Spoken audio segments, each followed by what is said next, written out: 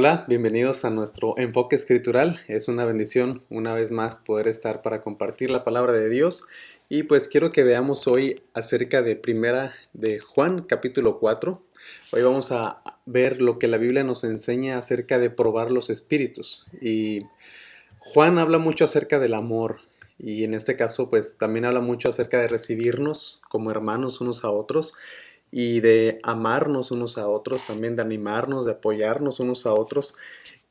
Sin embargo, dentro de toda esta exhortación a amarnos unos a otros, Juan nos invita a probar los espíritus. Esto en los versículos primeros del capítulo 4, porque como decimos coloquialmente, no todo lo que brilla es oro. ¿Y qué es lo que decimos con esto? Es decir, no todas las personas, hablando espiritualmente, que dicen que son hijos de Dios, realmente lo son. No todo aquel que dice aleluya o todo aquel que dice Dios te bendiga es un verdadero hijo de Dios. Entonces, entendamos que no todo lo que brilla es oro.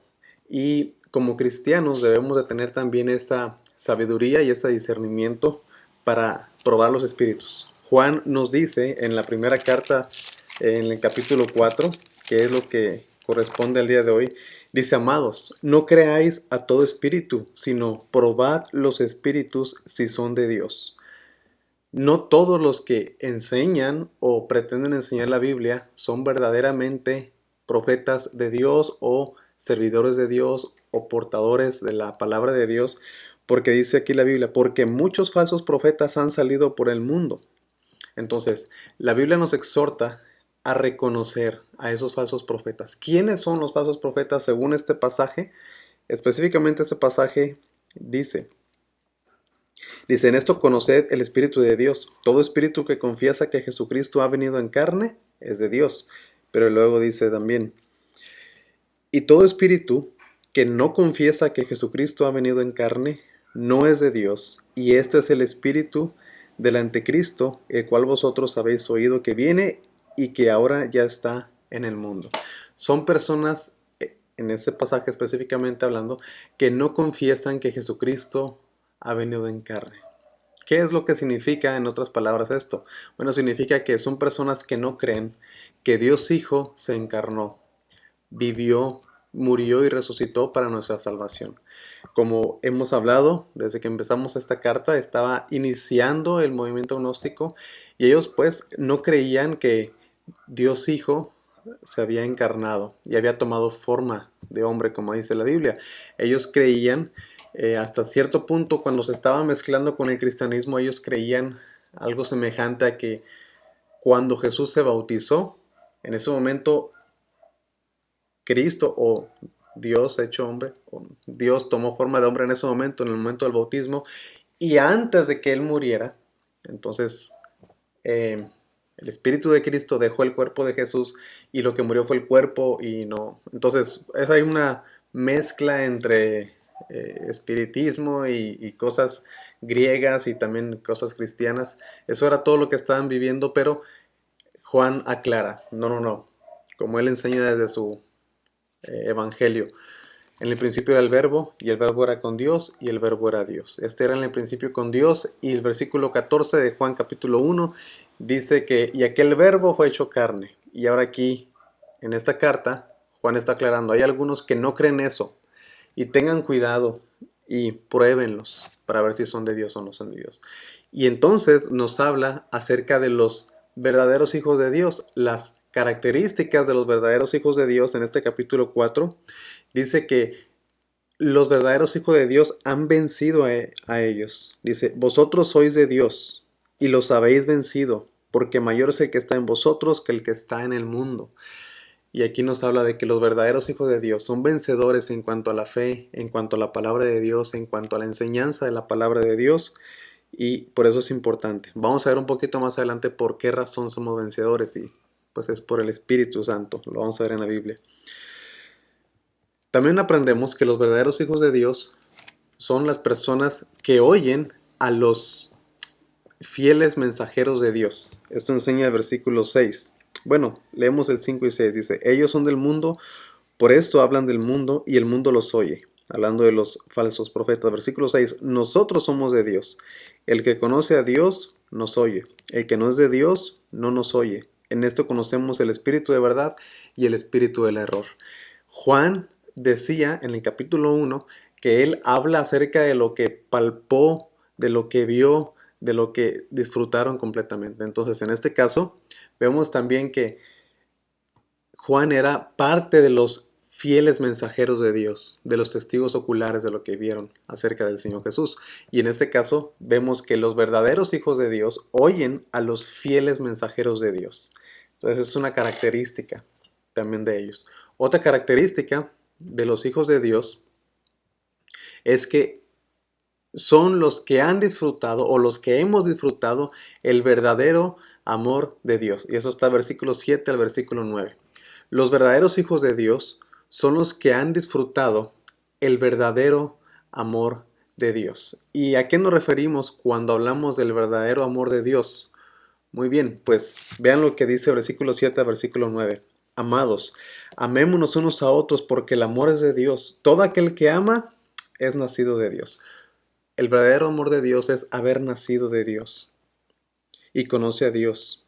Bueno, ahora, ¿cuál es el amor de Dios? Y esto es como que el centro de este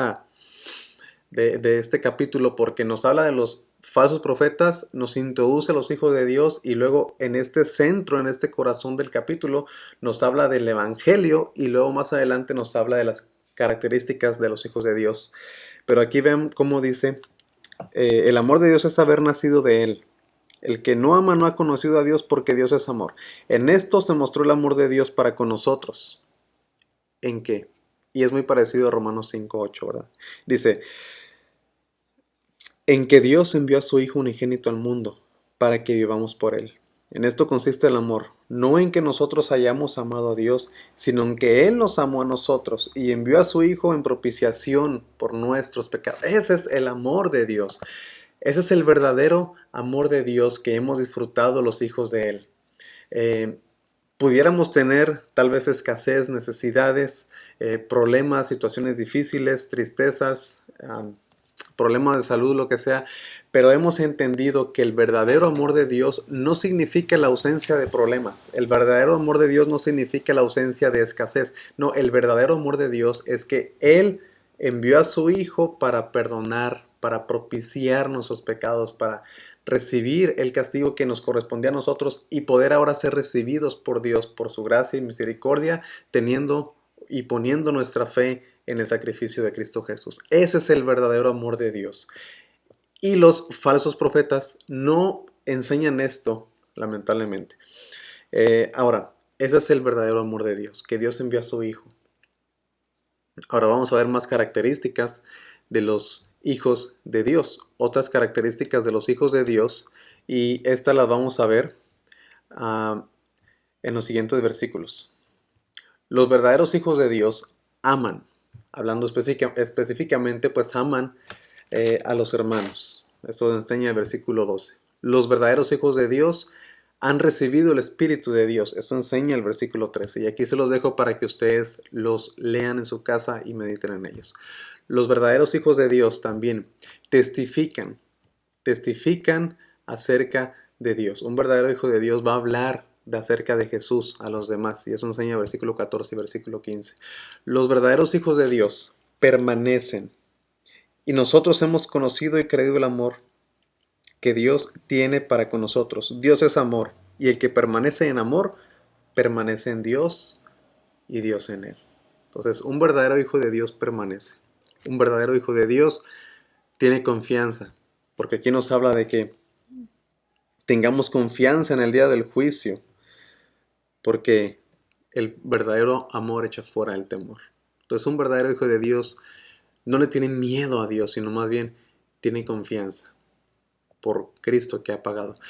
Un verdadero hijo de Dios responde al amor de Dios. Esto enseña el versículo 19 al 21. Dice que nosotros le amamos a Él porque Él nos amó primero. Si alguno dice, yo amo a Dios y aborrece a su hermano, es mentiroso. Pues el que no ama a su hermano, a quien ha visto, ¿cómo puede amar a Dios a quien no ha visto? Y nosotros tenemos este mandamiento de Él. El que ama a Dios, ame también a su hermano. Un verdadero hijo de Dios, entonces, responde al amor de Dios. No es pasivo, sino más bien es activo. Cuando ha recibido el amor de Dios, también responde a Dios. ¿Por qué? Porque ha recibido, como vimos aquí anteriormente, ha recibido el Espíritu de Dios. Y hemos citado varias veces Romanos 5:5. Y bueno, este pasaje también nos hace ver otro atributo grande de Dios. Dios es amor. Al principio, capítulo 1, Dios es luz. Y ahora aquí nos habla, Dios es amor. Dos muy grandes atributos de Dios. Gracias y que Dios les bendiga.